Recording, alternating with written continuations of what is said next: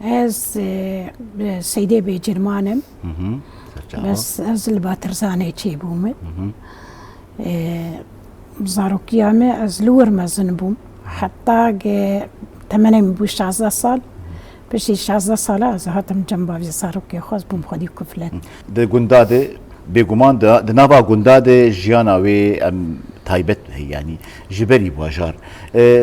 لگندا زاروکتی چاوا در باست بو بیشن میناکم بیشن زاروک کی دانی سبه ده چاوی خوده کی و بری خود ده گند ام بیشن و چه دکر؟ بوده ما چه دکر جانا مثلا زاروکتی مشخور لیس بس يعني او ليستكا وتبيجي ولا از قالكي دركت مناف زاروكا وليستكو ورد ويدا او قالكي ولو تنبو جبر بافي مد وي منطقه ده ملابو جميل قندي ما هبو مثلا ايه منطقه قش دهاتن جمع ايه قندي هاوردور دهاتن جامياوه دهاتن جامياما از مجبور دمالي ده دمام اريكاريا دايكا خود كر زاروكتي هاتا تشتي ليستكين قد هاتن بيراتش چو بنيادي بعدين ليستكا قد كر ما خاني چيد كرن ما بوك چيد كرن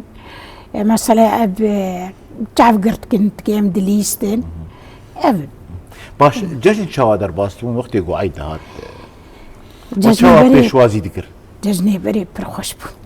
چه خوشبون عيد كدم بري مثلا بري ويب تخيسي ما حازرية خد كير مثلا ما تشو جلينا شوار دكرين مثلا ما شاكر تشمشتي حازرية عيدة ما دكير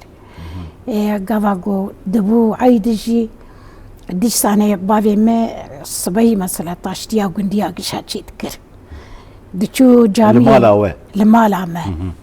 دچو لميجا عيدة يذكر حط قودات ماريكاريا دايكا خود كر مثلا خوارن چه ذكر برنج بو ترشك بو گوشت بو ما چه ذكر ما چه ذكر او قندي حمد هاتن قال لك بون ما حوش رات خست جتبار ما جلك الحوشي راد خستن وكنت خور دهاتن ولو خورتي قلت بيجي يعني ايقل جنبافي متخواندن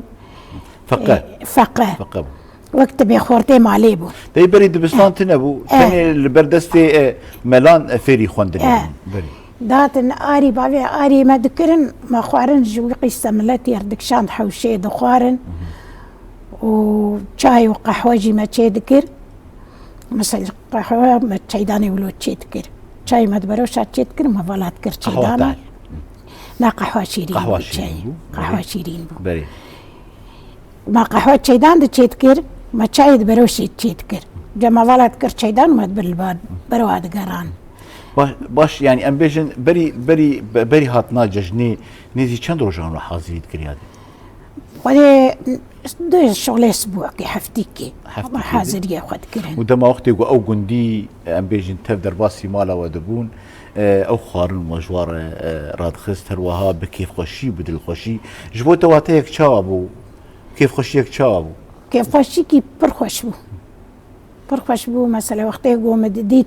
مثلا او قيسا ملات دهات بري خود دابا في مثلا دهات مالا ما يعني كيف خوشيكي زيادة خوش بو